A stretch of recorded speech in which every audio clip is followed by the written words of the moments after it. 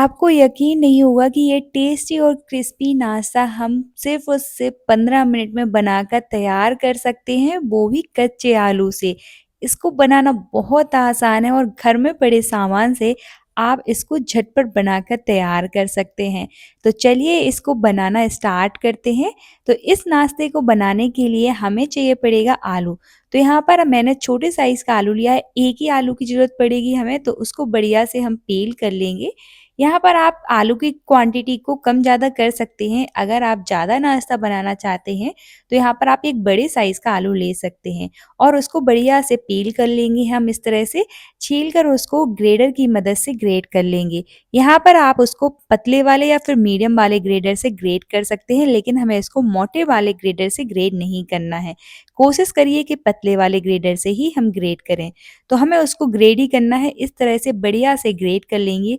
ज़्यादा टाइम नहीं लगता है इस स्नैक्स को बनाने में, आप 15 मिनट में इसको बनाकर तैयार कर सकते हैं। जब भी आपके घर में अचानक से कोई मेहमान आ जाता है या फिर आपको कुछ समझ नहीं आ रहा कि स्नैक्स में क्या बनाया जाए, तो झटपट ये वाला नाश्ता आप बनाकर तैयार करिए और अपने बच्चों को, घरवालों को खिलाइए, उनको बहुत पसंद आएगा। तो छील कर हमें बढ़िया से ग्रेट कर लेना है आलू को और उसको 1 से 2 बार अच्छे से वॉश कर लेना है ताकि इसका सारा स्टार्च निकल जाए। अच्छे से मैंने यहाँ पर 2 बार उसको वॉश कर लिया है और उसमें थोड़ा-सा पानी डालकर उसको साइड में रख देंगे। ज़्यादा पानी नहीं डालना है, बस थोड़ा-सा ही पानी डालेंगे। अब इसको साइड में रखकर एक मिक्सिंग बोल लेंगे जिसमें डालेंगे हम पोहा। तो यहाँ पर मैंने 1 कटोरी पोहा लिया है। तो यहाँ पर आप क्वांटिटी पोहा की कम-ज़्यादा कर सकते हैं और आप कोई भी पोहा ले सकते हैं, जो भी आपके घर में पड़ा है, उसका यूज़ कर सकते हैं। तो यहाँ पर मैंने सिर्फ़ और सिर्फ़ 1 कटोरी पोहा लिया है, आप क्वांटिटी को ज़्यादा भी कर सकते हैं। और इसको भी हम 1 से 2 बार अच्छे से वॉश कर लेंगे ताकि जो पोहा की डर्ट है, वो सारी निकल जाए। तो मैंने यहाँ पर 2 से 3 बार पोहा को अच्छे से वॉश कर लिया है। वॉश करने के बाद इसका सारा एक्स्ट्रा पानी निकाल लेंगे। अब इसमें डालेंगे हम पानी। तो यहाँ पर आपको ज़्यादा पानी नहीं डालना है, बस थोड़ा-सा ही पानी डालेंगे। इतना पानी डालेंगे कि पोहा सारा पानी सोक कर ले और अच्छे से सॉफ्ट हो जाए। तो इसको हम थोड़ा-सा पानी डालकर साइड में रख देते हैं।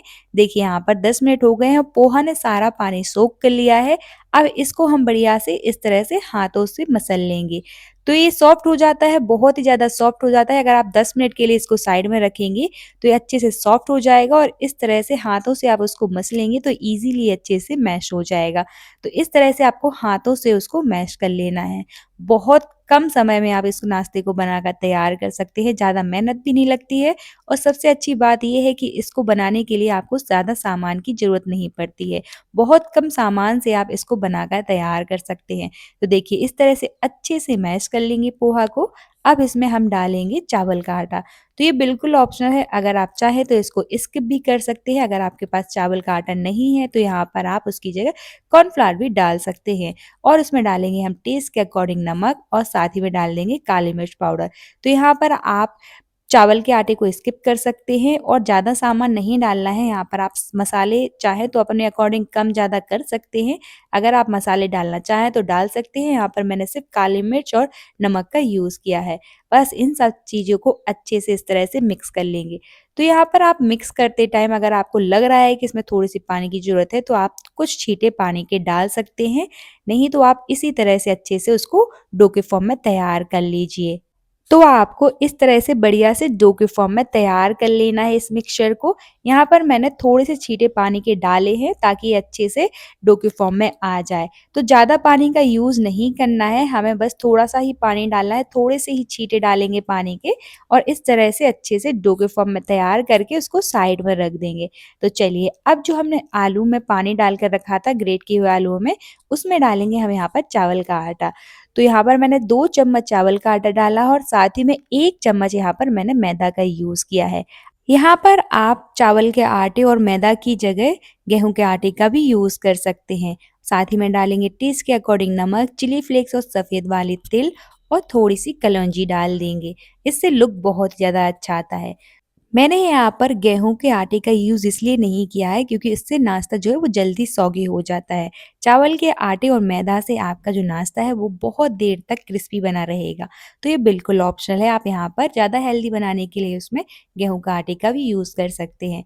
अब इस तरह से हम बढ़िया से उसको मिक्स कर लेंगे। तो यहाँ पर आप देख सकते हैं कि अभी ज़्यादा गाढ़ा है तो इसमें हम थोड़ा-सा पानी और ऐड करेंगे और इस तरह से मिक्स करके उसकी मीडियम थिकनेस वाली एक स्लरी तैयार कर लेंगे। तो जो हमें स्लरी बनाकर तैयार करनी है वो ज़्यादा पतली नहीं करनी है, थोड़ी-सी थिक ही रखेंगे, तो अच्छे से इस तरह से मिक्स कर लेना है। तो यहाँ पर आप देख सकते हैं कि हमें इस तरह की जो है स्लरी चाहिए है। बहुत ही ज़्यादा आसान है इसको बनाना, एक बार ज़रूर बनाइएगा, आपके घर वालों को, बच्चों को बहुत पसंद आएगा। और अगर आप मेरे चैनल पर नए हैं तो चैनल को सब्सक्राइब और वीडियो को लाइक करना ना भूलें और कमेंट सेक्शन में ज़रूर बताना कि आपको ये रेसिपी कैसी लगी। तो चलिए हमारा घोल बनकर तैयार है। अब हम आगे की तैयारी कर लेते हैं। तो यहाँ पर जो पोहा का डो रखा था हमने, उसको एक बार अच्छे से इस तरह से हाथों से मसल लेंगे। तो इस तरह से मसल लेंगे, थोड़ा-सा हाथों में ऑयल भी लगा सकते हैं ताकि ये हाथों में चिपके ना।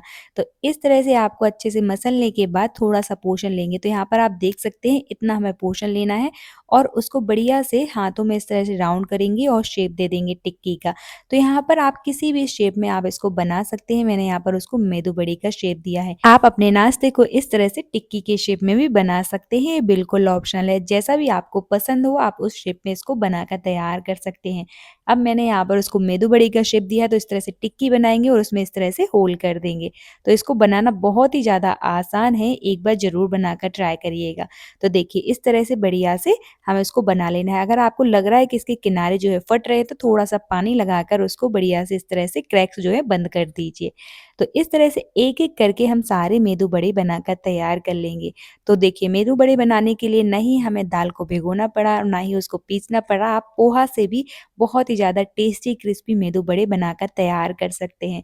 अब जो हमने घोल रखा था उसको लेंगे और अच्छे से मिक्स कर लेंगे। तो हमारा बिल्कुल परफेक्ट घोल बनकर तैयार है। अब इसमें करेंगे अपने मेदू बड़े को डिप।